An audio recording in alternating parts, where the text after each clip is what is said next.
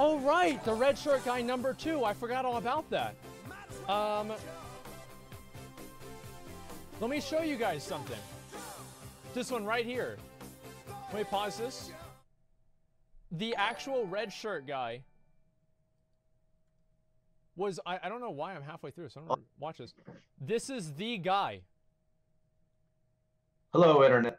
I am Dontinquire, recently dubbed Red Shirt Guy 2.0 by the greater Internet community. Recently asked a question that was quite controversial at a BlizzCon Q&A panel. I don't think it's controversial at all. Everybody Diablo fucking agreed. Immortal, cell phone game. About 7 whole people had requested that I make a video kind of summarizing my thoughts, what went through my head, and maybe the why. So I thought I would just throw something out there, see if anybody wanted to watch it, make some commentary on the current state of Blizzard Entertainment as a company, and you know, my thoughts and reflection on BlizzCon 2018, how I thought it kind of went overall. So just to get started, you may or may not know, I am Dontinquire across pretty much all social media and gaming platforms. I play a lot of video games. I started with Blizzard Entertainment in the late 90s, playing Warcraft, Orcs and Humans, Diablo, StarCraft 1. So this guy's basically like all the way through the modern era. Played pretty much every Blizzard game. Okay. I actually beta tested a number of Blizzard games. Wow.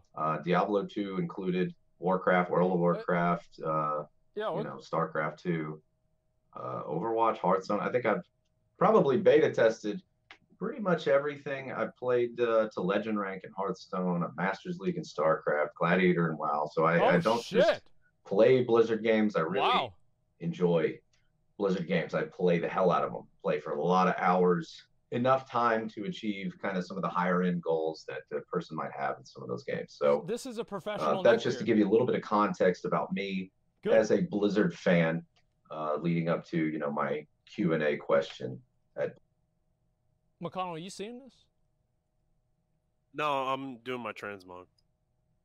Dude, this guy, he's exactly like me. And exactly like us, dude. Like, he's been playing all the Blizzard games. He was a Gladiator. He was playing Hearthstone. All right, that's not like me, but, you know, like, this is the same fucking dude. And, yeah, he's one of us. And he stood up. He's one of you, yeah.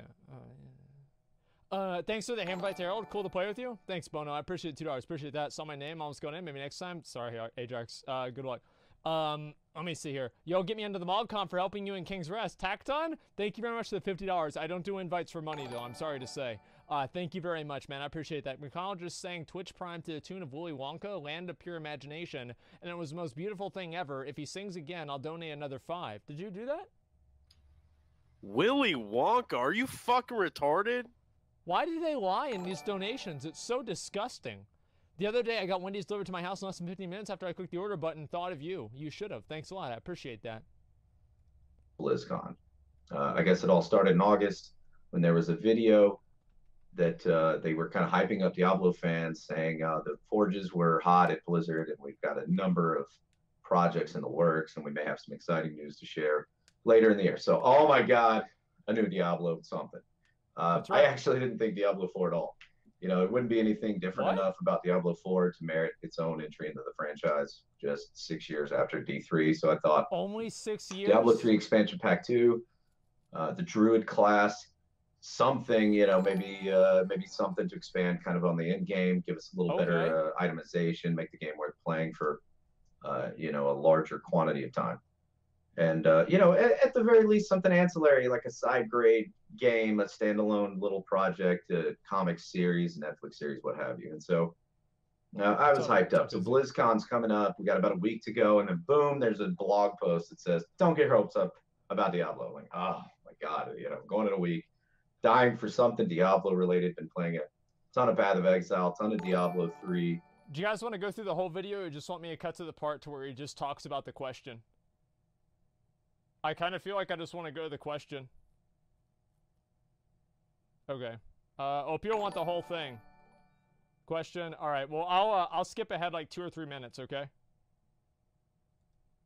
Diablo 2 remaster, more than I want a Diablo mobile game. So I'm like, damn. So it's like, I'm kind of midway through the opening ceremony and I'm already pissed off. Like you know, I've flown across the country. I'm here. I love Blizzard. I love Blizzard games. I'm ready to see the next big thing. And I'm like, it's just whatever it is, it probably sucks.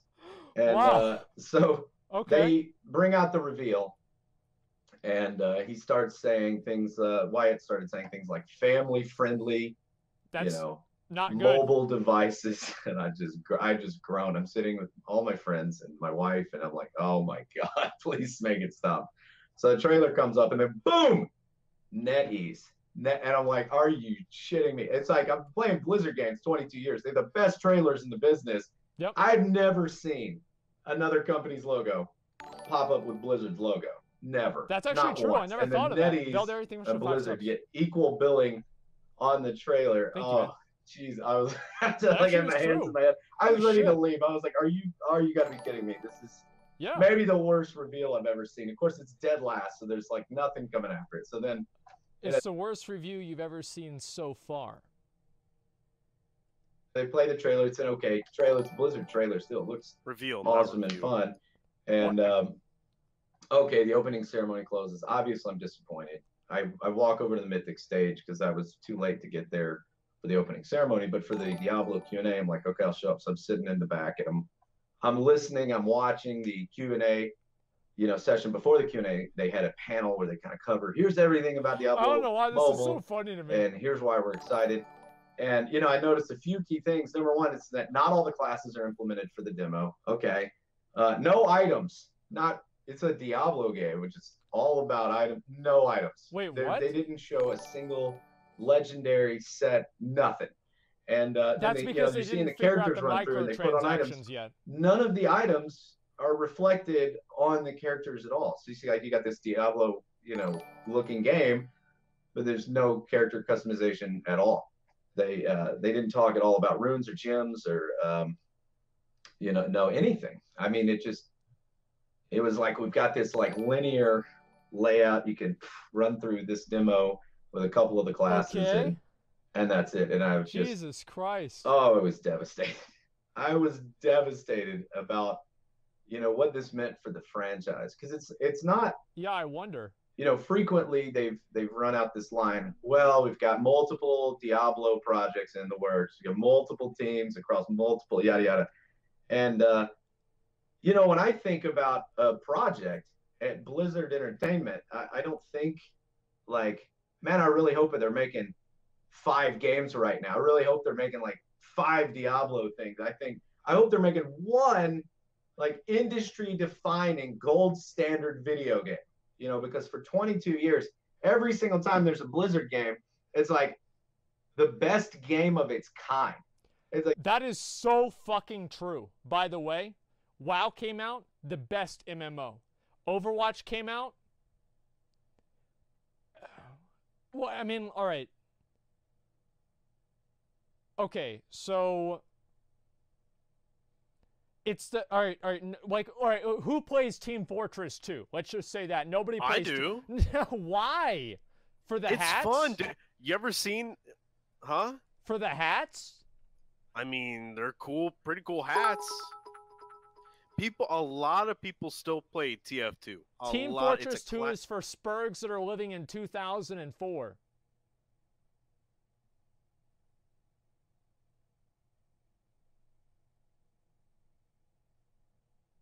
Diablo was the best ARPG.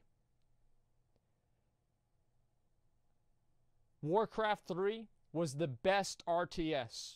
StarCraft was the best RTS. Heroes of the Storm?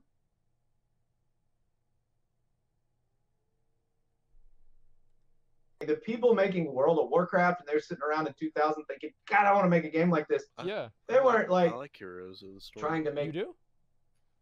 Yeah, it's okay to play, like, if you're bored of WoW. You ever tried it? Well, I mean, you've never even tried it. It's okay. It's like, you can be Ragnaros. You can, like, send waves of flame down an aisle or a lane or whatever. I was ranked 1 before the game even came out. I played a New Barak, and I also played Nova, Zeratul, Vala. Yeah. I hate MOBAs, but you know I could Me probably. Me too. That's why I stopped playing it. It's a shit game. Yeah, but I could probably tolerate. No, here's why I quit. Here's why I quit Heroes of the Storm. There was one game that made me quit.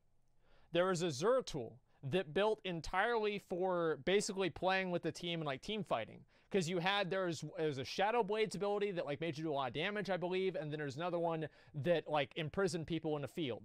And he went for the imprison one, and then he also said that he was going to bum rush the Nexus. And for a perspective, Zeratul is basically the worst hero to have to do Nexus rushes with at all. Void Prison, yeah, whatever it is. And he finally got to the Nexus, and he got killed by like 3 laser beams in like 5 seconds, and he was dead. He proceeded to call me the N-word about 15 times as our Nexus was being destroyed, and that was the last game I ever played of Heroes of the Storm. I was like, you know what? Not for me. Not for me anymore. I'm done. I'm done with this. Wait, just because he said that? It was like, but it was like the 8th game that day. And like every game, what? You should expect that in MOBAs. You should expect to be called no, horrible, it's terrible not that things. I don't. It's not that. It's the fact that he was shitty and he was defensively shitty. It's just a middling game. They were trying to take everything they learned from EverQuest, RuneScape, Dungeons and Dragons, whatever they were doing. Yep. They got other people together, played an RPG. They're like, how can we take all of this and just bam, slam it into the absolute best possible online multiplayer game we can make, and then you get something like World of Warcraft. Boom. And every single game since has to look at World of Warcraft and say, okay, how do we get up to this point? How do we reach this standard? God forbid we try to exceed it. Diablo 2, Lord of Destruction, in a lot of ways it was like that. You got games like Baldur's Gate, Neverwinter Nights, Torchlight Sacred, Titan Quest, Dungeon Quest Siege. You get all of these games, and they're like, how do we get up doesn't he just use his headset? Diablo 2 level? Come along, 2012, 2011, you've got Grinding Gear Games making Path of Exile, and they're looking around like, oh my God, how do we do as well as Diablo 2? And how do we surpass it? And that's been my feeling for everything that they've launched. For 22 years I've been playing Blizzard games. Every single game comes along, and I'm just blown away. Like, this is the best game of its kind, and everybody else is going to try to keep up now. That's right. And how are these other companies going to even try to get to where they can compete? And they never did. With what Blizzard has made. And so when I watched that reveal trailer, when the Q&A panel was going on, and after kind of everything had come out, and browsing, the subreddit and finding out as much information as I could, I just my takeaway from Diablo Immortal was that it looked like a game that was the result of a lot of people sitting in a room asking the question, how can we make a game that the largest quantity of people can play? Period. And that was it. That's what it looks like. And I'm not saying that that's how it came about. I'm saying what it looks like is that they just really wanted to make a mobile game, and it didn't matter what game it was or what franchise, what IP it came from. It looked like it just wanted to reach as large an audience as possible, and this was the result that came out of it. Because if you look at previous games, even Diablo 3, yeah, it had some misses. Story and artwork were heavily criticized before the game was ever released. Was the story for Diablo 3 it bad? Looked like a passion project. Like, people got in a room and said, how the hell can we make the best adventure, I have no idea. action adventure RPG game? How can we make our best version of this game?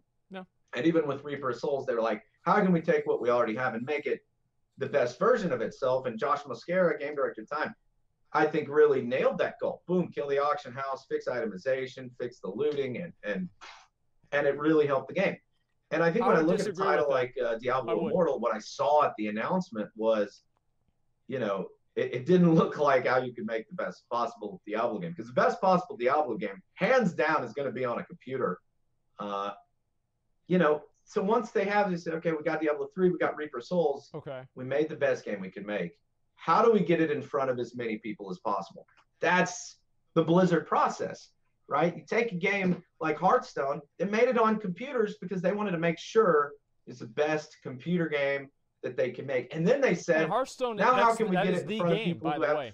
don't have a computer, plays phone, Hearthstone. they have an Android, a tablet, or an iPhone, and it kind of evolved, you know, from there. This is taking forever. You guys are right. Strategy games in the industry to this day. It is.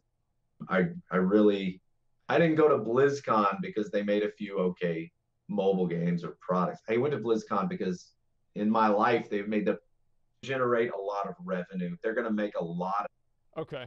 I mean, I think it's kind of funny that the guy made a video, but at the end of the day, I think the biggest takeaway from that is the fact that he was talking about the whole thing about how Blizzard made industry-defining games. And recently we've had Heroes of the Storm, and now we're going to have Diablo Immortal. What other games have they made, like, more recently than Heroes of the Storm?